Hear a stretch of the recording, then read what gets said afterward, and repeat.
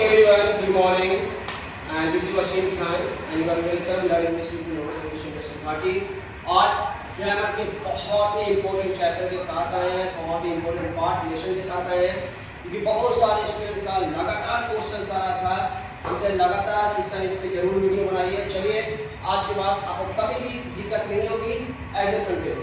Question ये था कि सर क्या डिफरेंस होता है सब्जेक्ट है plus V3 plus other words और subject V2 plus other words में। चाहे आज के बाद कभी भी दिक्कत नहीं होगा, बड़ी आराम से समझाएंगे आपको, धीरे धीरे समझाएंगे, बस बने रहे और आराम से देखिए, कोई दिक्कत नहीं होगा। दोनों पास्ट एक्शन को दिखलाता है, दोनों का दोनों हमारे पास्ट एक्शन को दिखलाता है, एकदम अच्छे से समझ रहे हैं। दोनों हमारे पास्ट एक्शन को दिखलाता है। बोलता है कि अगर एक्शन में पास्ट एक्शन में टाइम आ जाए तो हम लोग, अगर पास्ट एक्शन में टाइम आ जाए तो हम लोग subject V2 plus other word एक एक करके डिफरेंस बताएंगे, एक एक करके डिफरेंस बताएंगे। तो आराम से देखिए पूरी वीडियो में एक एक करके सारा डिफरेंस बताएंगे ताकि किसी तरह का प्रॉब्लम नहीं होगा इस दोनों से। पहला बताया मैंने कि अगर पास्ट एक्शन में टाइम आ जाए तो हम लोग subject V2 plus other words का प्रयोग करेंगे। अगर टाइम नहीं आए तो सब्जेक्ट हैज है V3 प्लस अदर वर्ड्स का यूज करेंगे। फॉर एग्जांपल ध्यान से देखो, जैसे मैंने आपसे पूछा कि आपने मेरी वीडियो को शेयर किया तो आपने बोला मैंने आपकी वीडियो को शेयर कर दिया, इसमें टाइम नहीं आया, आप बोलेगा I had shared your video. लेकिन अगला मेरा क्वेश्चन है, क्या आपने मेरी वीडियो को, have you shared my video, क्या आपने मेरी वीडियो को शेयर किया? तो आपने बोला कि आपकी वीडियो को मैंने कल शेयर कर दिया, आई मीन यस्टरडे। आपने व्हाट आ गया इसमें डियर, व्हाट क्या आ गया? तो यस्टरडे आ गया, तो यस्टरडे टाइम हो गया। अब पास्ट में जब टाइम आ जाए तो हम लोग subject plus V2 plus other words का यूज करेंगे। आई हैव, सॉरी,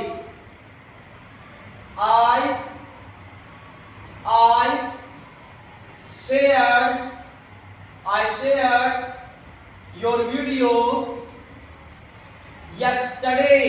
ध्यान से करके सारे रूल्स बताएंगे। क्यों? क्योंकि इसमें टाइम आ गया yesterday। अब पास्ट में जब टाइम आ जाए तो केवल यही बनेगा, और टाइम नहीं आए तो ये बनेगा। अब जैसे मैंने बोला कि क्या अपने पापा से मिले हैं?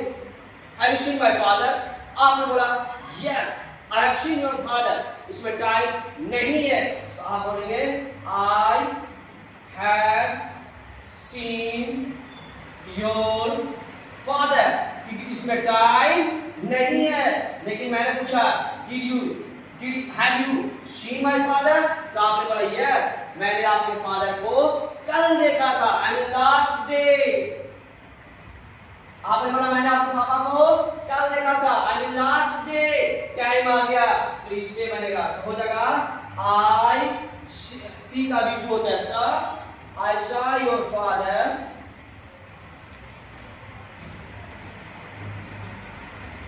last day।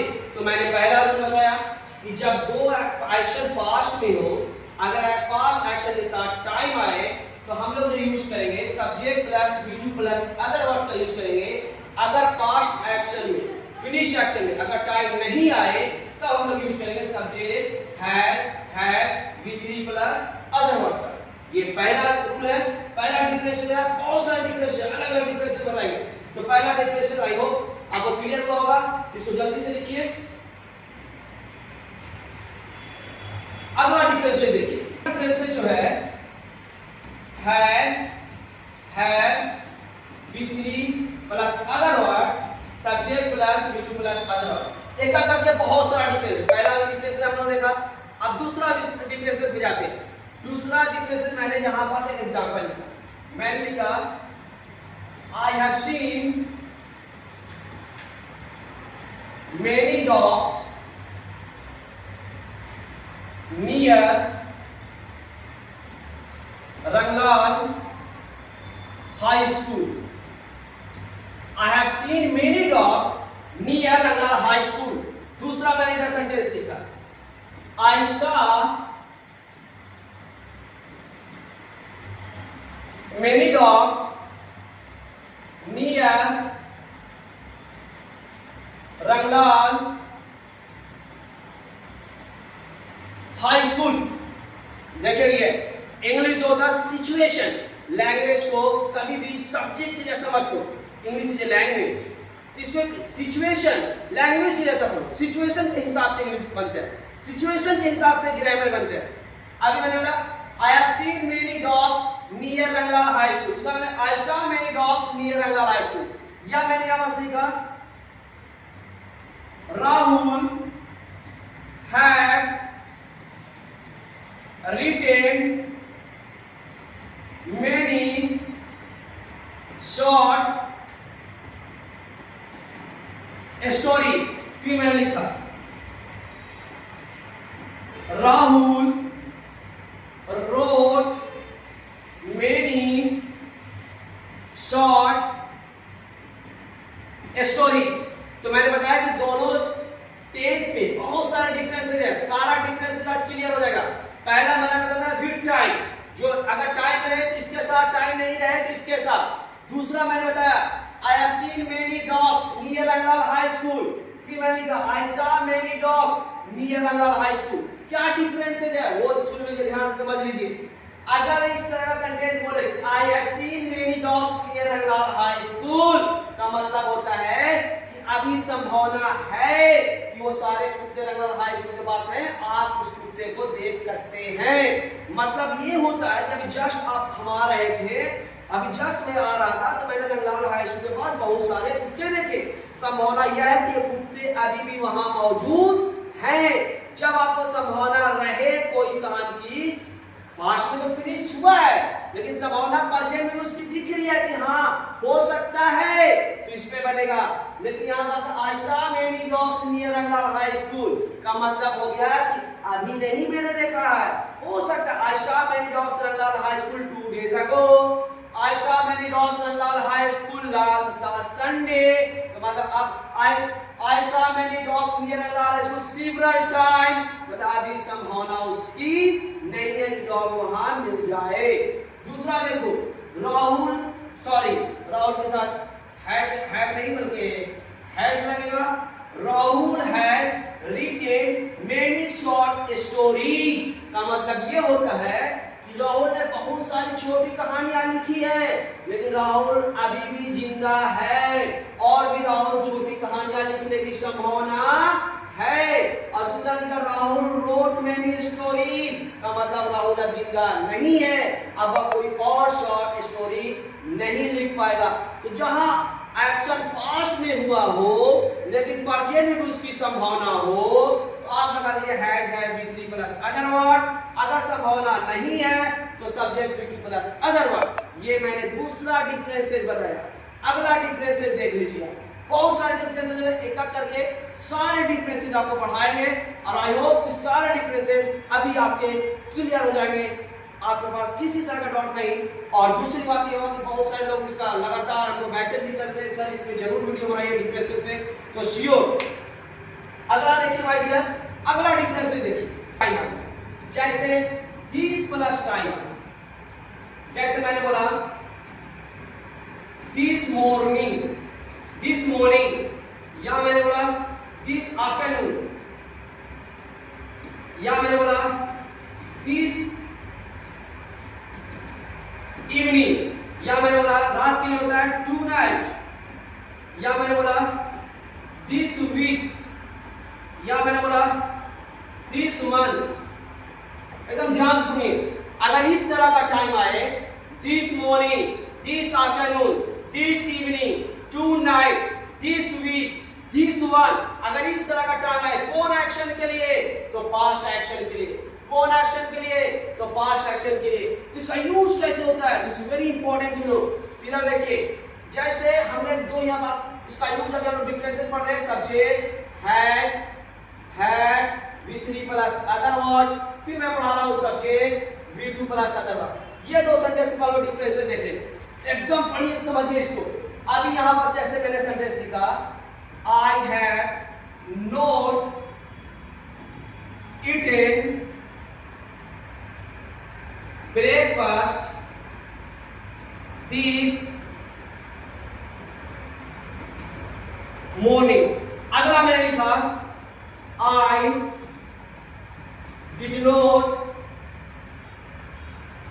Did not eat breakfast this morning. दो सेंटेंस में लिखा, क्या डिफरेंट है, क्या डिफरेंसेस है दोनों में, इसमें उसमें क्या डिफरेंसेस है वो समझिए। I have not eaten breakfast this morning. I did not eat breakfast this morning. क्या दोनों सेंटेंस सही है? एकदम दोनों सेंटेंस सही है। अंतर जानिए, अगर ब्रेकफास्ट का टाइम बच रहा है, फिर से मैं रिपीट कर रहा हूं, अभी मॉर्निंग है, मॉर्निंग खत्म नहीं हुआ है। जैसे अगर मान लिया कि मैं 11 AM में बोल रहा हूं या मैं 10 AM में बोल रहा हूं, 10 AM का मतलब हुआ कि अभी ब्रेकफास्ट का टाइम बच रहा है। तो अगर ब्रेकफास्ट का टाइम बच रहा है तब इस पर लगाएंगे I have not eaten breakfast this morning का मतलब ये हुआ कि अभी ब्रेकफास्ट हम कर सकते हैं, अभी टाइम है। लेकिन अगर मैंने बोल दिया I did not eat breakfast this morning का मतलब ये हुआ कि मॉर्निंग खत्म हो गया, अब शाम हो गई, दोपहर हो गई। इसका मतलब ये हुआ कि अब हमारे पास ब्रेकफास्ट का टाइम नहीं बचा। उसी तरीके से आफ्टरनून में हो सकता है, जैसे मैंने लिखा यहाँ पास, मैंने लिखा he has called me 3 times this afternoon। मैंने लिखा he has called me 3 times this afternoon। फिर मैंने लिखा he called me 3 times He called me 3 times this afternoon। क्या डिफरेंस है? डिफरेंस ये है कि he has called me 3 times this afternoon का मतलब ये होता है कि उसने मेरे आज दोपहर में 3 बार कॉल किया और अभी दोपहर खत्म नहीं हुआ है, अभी दोपहर खत्म नहीं हुआ है, कभी संभावना है कि वो मेरे फिर से कॉल कर दे। लेकिन अगर मैं बोला he called me 3 times this afternoon का मतलब ये होगा कि दोपहर खत्म हो गया है, अब वो मुझे कॉल नहीं करेगा। एकदम तीसरा डिफरेंस बता रहे हैं। आई होप ये आपको समझ में आया होगा। अगला जैसे this week, this month, situation समझो। Situation is very important to know the situation. अगर सिचुएशन नहीं समझोगे तो ऑफ कोर्स आपको इंग्लिश समझ में नहीं आएगा, क्योंकि हिंदी से इंग्लिश आप कभी नहीं समझ सकते। जैसे अगर मैंने लिखा अब यहाँ दिस वीक, तो वीक तो खत्म नहीं हुआ है। अगर मैंने बोला I have, अब 2 सेंटेंस मैं लिख रहा हूं, ध्यान से देखो। I eaten chicken this week। दूसरा मैं लिखा I have got my matric result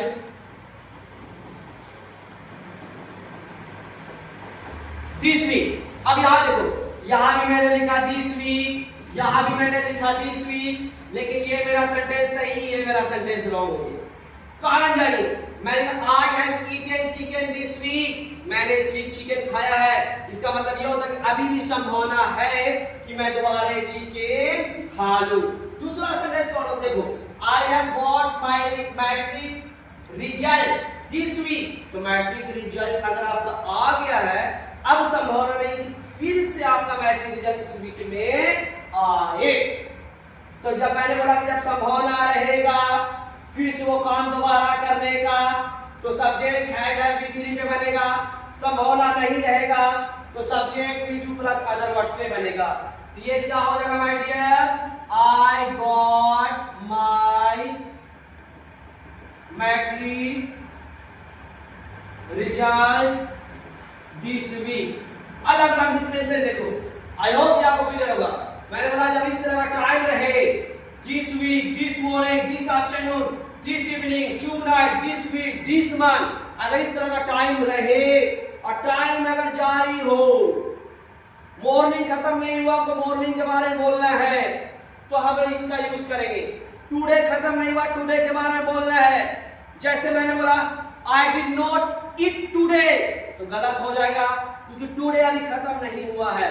तो हमने I have not eaten today, जैसे मैंने बोला I did not had a shower today, गलत हो जाएगा।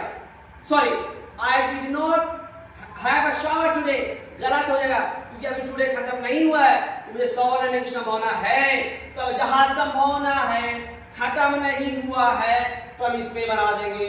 खत्म हो गया है तो इसमें बना देंगे। आई होप ये हमारा थर्ड डिफरेंसेस था और ये भी आपको क्लियर हुआ होगा, समझ में आया होगा। अगला देखिए डिफरेंस है, अलग अलग डिफरेंस। आई होप थोड़ा वीडियो लंबा है लेकिन पेशेंस रखिए और देखिए बहुत सारी चीजें होता है, बहुत डिफरेंस होता है।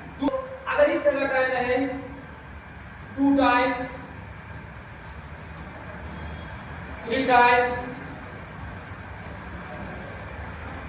4 times 5 times 6 times 7 times 8 times 100 times many times, अगर इस तरह का सेंटेंस रहे 1 बार 2 बार 3 बार 4 बार 5 बार 6 बार, कौन एक्शन तो पास्ट एक्शन, कौन एक्शन तो पास्ट एक्शन। ध्यान से एकदम समझना है, पास्ट एक्शन।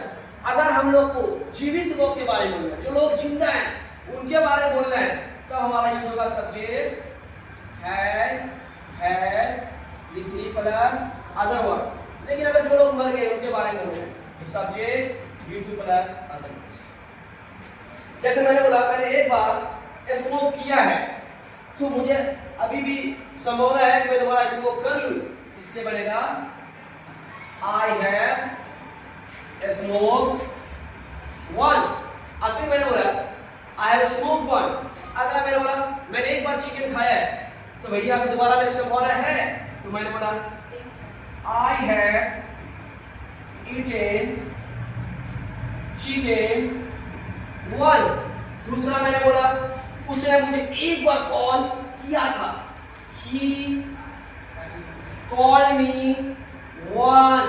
इसका मतलब ये हुआ कि अब वो जिंदा नहीं है, उनको संभावना नहीं है, इसीलिए भाई देखो इंग्लिश जो होता है सिचुएशन से होता है। मैं बार बार रिपीट कर रहा हूं, रिपीटिंग माय सेल्फ। इंग्लिश अगर आप सोचिएगा कि हिंदी से पढ़ रहे हैं तो this is not possible. Situation के हिसाब से इंग्लिश पढ़ाया जाए।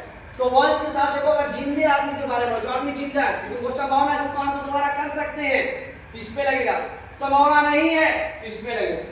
जैसे मान लिया सपोज वह यहाँ विजिट की थी 2 बार, लेकिन अब वो जिंदा लड़की नहीं है, इस पे नहीं मिला, जब संभावना उसको विजिट करने का नहीं है, तो हम बोलेंगे सी विजिटेड हियर 2 टाइम्स, का मतलब वो जिंदा नहीं है। ये सारे डिफरेंसेस हम लोगों ने अलग अलग डिफरेंसेस देखा, बहुत सारे डिफरेंसेस देखा हम लोगों ने। आई होप आपको समझ में आया होगा सारे डिफरेंसेस। अब ऐसी बहुत सारी वीडियो बनाएंगे, एडवांस यूज बनाएंगे, advance use of has have V3, इसका एडवांस यूज हम लोग अलग से वीडियो बनाएंगे। इसका एडवांस यूज हम लोग, ये तो कंपेयर किया, ये तो कंपैरिजन था, हम दोनों कंपैरिजन किया, ये कंपैरिजन था, कंपेयर किया दोनों। लेकिन इसका क्या यूज है और इसका एडवांस यूज क्या है, वो सारा चीज बनेगा, अलग अलग वीडियो बनेगा। प्लीज आप ऐसी वीडियो को देखने के लिए सब्सक्राइब करें, शेयर करें वीडियो को, ताकि और हम ऐसे वीडियो बनाते रहें। Thank you so much for watching.